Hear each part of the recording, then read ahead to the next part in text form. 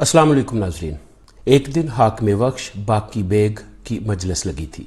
अल्लाह का एक वली भी महफिल में आ बैठा। बाकी बेग जो कि एक सख्त मिजाज इंसान था, अल्लाह के उस बंदे को देख कर बोला, ये लोग जो ख्वाजा ज़्यादा कहलाते हैं फिल हकीकत खलकत को गुमराह करते हैं। नाक कान काट कर इनकी तशहीर करनी चाहिए। मैं बाकी बेग नहीं अगर ये काम ना करूं। ये बात सुनकर उस वली अल्लाह ने जवाब दिया कि मुझे उम्मीद है कि एक दिन तेरे नाक कान काटे जाएंगे। चनाचे अल्लाह ने एक सबब पैदा कर दिया, वो ये कि बुखारा के बादशाह अब्दुल्ला खां का मीर शिकार अपने शिकारी जानवर लेकर वक्श आया। उससे कोई खता हुई। बाकी बेग ने उसे पिटवाया और वक्श से निकाल दिया। उसने आकर बुखारा के शाह अब्दुल्ला खां से शिकायत की कि हाकिम वक्श ने मुझे बेगुनाह पिटवाया है और बादशाह के खास शिकारी को भी मार डाला है। बादशाह ने बाकी बेग को बुलवाया और हुक्म दिया कि इसके दोनों कान और नाक काट दो। चुनाचे हुक्म के मुताबिक उसके कान और नाक कटवा दिए गए। यूं अल्लाह के वली के मुंह से निकली बात सच साबित हुई और बाकी बेग को सजा मिल गई। अल्लाह के ये वली हज़रत ख्वाजा खामिद महमूद अल मरूफ हज़रत ईशा रहमतुल्लाह अलैह थे। आज हम उन्हीं का तज़किरा करते हैं। आपका नाम ख्वाजा खामिद महमूद था और लक़ब ईशा। आशान फ़ारसी ज़ुबान का लफ्ज़ है जिसके मानी है वो शान, यानी अवाम में बड़ी शान वाला। आपके मुरीद और अक़ीदतमंद आपको एहतराम से हज़रत ईशा के नाम से पुकारते थे, लिहाजा इसी नाम से आप मशहूर हुए। आशान या ईशान वो तज़ीमी कलिमात हैं जो तुर्कस्तान में शेख, मुर्शद, उस्ताद, पीर और रहनुमा के लिए इस्तेमाल होते हैं। आप रहमतुल्लाह अलैह 971 हिजरी में बुखारा में पैदा हुए। आपके वालिद का नाम सैयद मीर शरफुद्दीन नक्शबंदी है। वो ख्वारज़म के सादात में से थे, जबकि आप रहमतुल्लाह अलैह की वालिदा माजिदा हाशमी ख़ानदान से थीं, जिनका शजराए नस्ब हज़रत इमाम हुसैन रज़ी अल्लाह तआला अन्हु से मिलता है। आप रहमतुल्लाह अलैह ने इब्तदाई तलीम व तरबियत अपने वालिद से हासिल की और 12 बरस की उम्र में कुरान मजीद हिफ़्ज़ कर लिया। आप रहमतुल्लाह अलैह ने अपने वालिद के हुक्म पर मदरसा सुल्तानिया में दाखिल होकर मज़ीद उलूम हासिल किए और फिर राह सलूक में कदम रखा। कहा जाता है कि आपने 14 से 18 साल की उम्र में ज़ाहिरी उलूम में महारत हासिल कर ली। आप रहमतुल्लाह अलैह को अरबी और फ़ारसी ज़ुबानों पर अबूर हासिल था।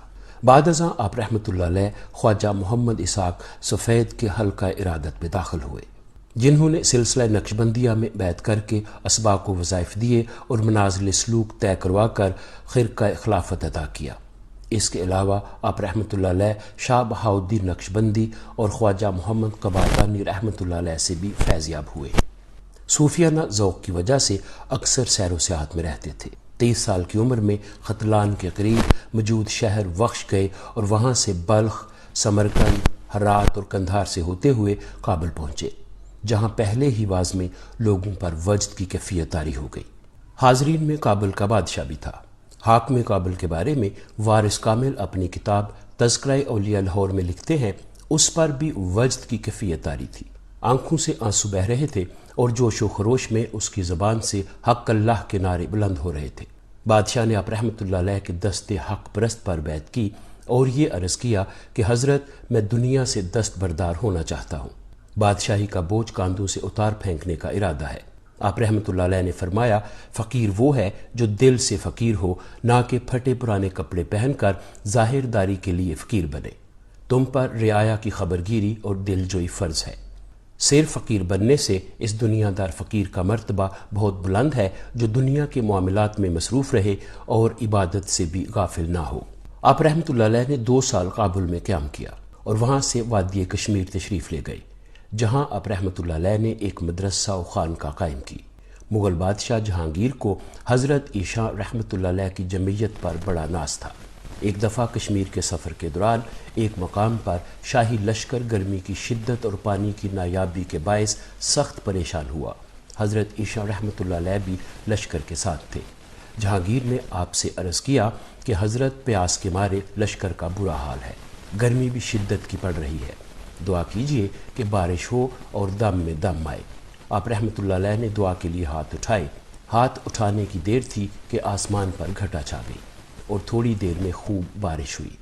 जब कुछ दिनों के बाद जहांगीर का इंतकाल हुआ तो हज़रत ईशा रहमतुल्लाह अलैह लाहौर तशरीफ़ ले आए। آج جس جگہ آپ کا مقبرہ ہے تب یہاں ایک باغ اور خانقاہ تعمیر ہو رہی تھی، آپ نے یہیں قیام کیا۔ بادشاہ شاہ جہاں نے نواب آصف خان کی معرفت 1,00,000 اشرفیاں نظر کے طور پر آپ رحمۃ اللہ علیہ کی خدمت میں بھیجیں، جنہیں آپ نے نواب کے اصرار پر قبول فرمایا۔ ان میں سے کچھ آپ رحمۃ اللہ علیہ نے اپنی خانقاہ پر صرف کی اور باقی مستحقین میں بانٹ دیں۔ قیام لاہور کے دوران حاکم لاہور نواب وزیر خان اکثر آپ رحمۃ اللہ علیہ کے پاس حاضر ہوتا تھا۔ وزیر خان آپ کا مرید بھی تھا۔ لاہور میں آپ رحمۃ اللہ علیہ کا قیام 9 سال رہا، جہاں آپ رحمۃ اللہ علیہ نے درس و تدریس اور علم باطنی کی ترویج کی۔ حضرت عیشا رحمۃ اللہ علیہ کے معاصرین میں حضرت مجدد الافسانی، حضرت شیخ عبدالحق محدث دہلوی، حضرت شاہ حسین بلاول قادری اور مفتی عبدالسلام شیخ رحمۃ اللہ علیہ شامل ہیں۔ صاحب تذکرہ اولیاء لاہور لکھتے ہیں، حضرت عیشا رحمۃ اللہ علیہ احکام شریعت پر سختی سے کاربند تھے۔ اکثر اوقات مسئلہ وحدت الوجود پر حضرت میاں میر رحمۃ اللہ علیہ سے تحریری مباحثہ کیا کرتے تھے۔ ہر جمعہ کو اپنی مسجد میں واعظ فرماتے، جس سے ہزاروں لوگ مستفید ہوتے اور کافی تعداد میں غیر مسلم اسلام قبول کرتے۔ آپ رحمۃ اللہ علیہ کی روحانی اور دینی کاوشوں سے بے شمار لوگوں کو ہدایت کی روشنی نصیب ہوئی۔ اس کے علاوہ خواجہ خاوند احمد جو آپ رحمۃ اللہ علیہ کے فرزند تھے، خواجہ عبد الرحیم نقشبندی، خواجہ سید یحییٰ، خواجہ عبدالعزیز وحید، خواجہ ترسون المعروف خواجہ باقی، خواجہ شادمان قابلی، خواجہ مرزا ہاشم، خواجہ لطیف درخشی، خواجہ مرزا ابراہیم، حاجی ضیاء الدین، خواجہ ابو الحسن سمرقندی، مولانا پائندہ ہارسی اور خواجہ معین الدین احمد نقشبندی رحمۃ اللہ علیہ وہ مبلغین اسلام اور آپ رحمۃ اللہ علیہ کے خلفاء ہیں جنہیں آپ رحمۃ اللہ علیہ نے مختلف علاقوں میں عوام الناس کے قلوب کو حق کی روشنی سے منور کرنے پر مأمور فرمایا۔ آپ رحمۃ اللہ علیہ کے فرزند خواجہ حامد معین الدین کتاب رضوانی میں لکھتے ہیں، جب آپ رحمۃ اللہ علیہ کی وفات کے دن قریب آئے تو آپ نے 15 دن پہلے عصر کی نماز کے بعد اپنے مرید نواب افتخار الدین خان علی جا کو فرمایا کہ میں 15 دن بعد اس دارالفنا سے دارالبقاء کی طرف رحلت کر جاؤں گا۔ جب 16واں دن پہنچا تو بروز ہفتہ 12 شعبان 1052 ہجری نماز مغرب ادا کرنے کے بعد آپ رحمۃ اللہ علیہ نے چند بار مولانا جامی کا ایک شعر پڑھا اور پھر عشاء سے پہلے سجدہ میں سر رکھا اور جان جاں آفریں کے سپرد کر دی۔ جب آپ رحمۃ اللہ علیہ کا وصال ہوا تو شاہ جہاں نے تجہیز و تکفین کے لیے سید جلال الدین صدر الصدور کو بھیجا۔ آپ رحمۃ اللہ علیہ کا مزار لاہور میں جی ٹی روڈ پر انجینئرنگ یونیورسٹی کے عقب میں بیگم پورہ میں ہے۔ مزار پر بلند اور عالی شان گنبد ہے۔ گنبد کے اندر درمیان میں چبوترے پر آپ رحمۃ اللہ علیہ کی قبر مبارک کے ساتھ حضرت سید محمود اور حضرت میر جان کی قبریں ہیں۔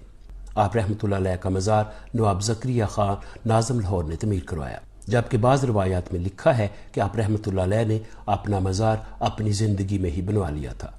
مزار کے داخلی دروازے کے سامنے دونوں اطراف قابل شہزادوں کی قبور ہیں۔ آپ رحمۃ اللہ علیہ کے مزار کے مغرب کی جانب ایک خوبصورت مسجد ہے جس کے 3 گنبد ہیں۔ مسجد میں وہ ممبر جس پر بیٹھ کر آپ رحمۃ اللہ علیہ واعظ فرمایا کرتے تھے انگریزوں کے دور تک موجود تھا۔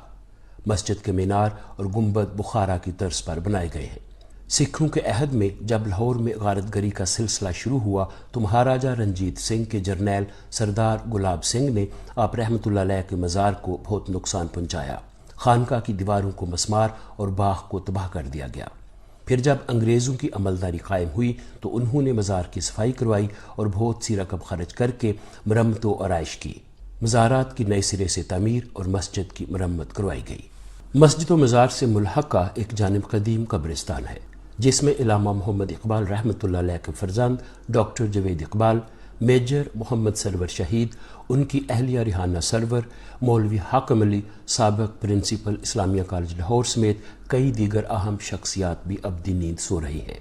ناظرین، اگر آپ کو یہ کاوش اچھی لگی ہو تو ہمارا چینل سبسکرائب، ویڈیو کو لائک اور شیئر ضرور کیجیے گا۔ آج کے لیے اتنا ہی، اس کے ساتھ ہی مجھے اجازت دیجیے۔ اپنا خیال رکھیے گا۔ خدا حافظ۔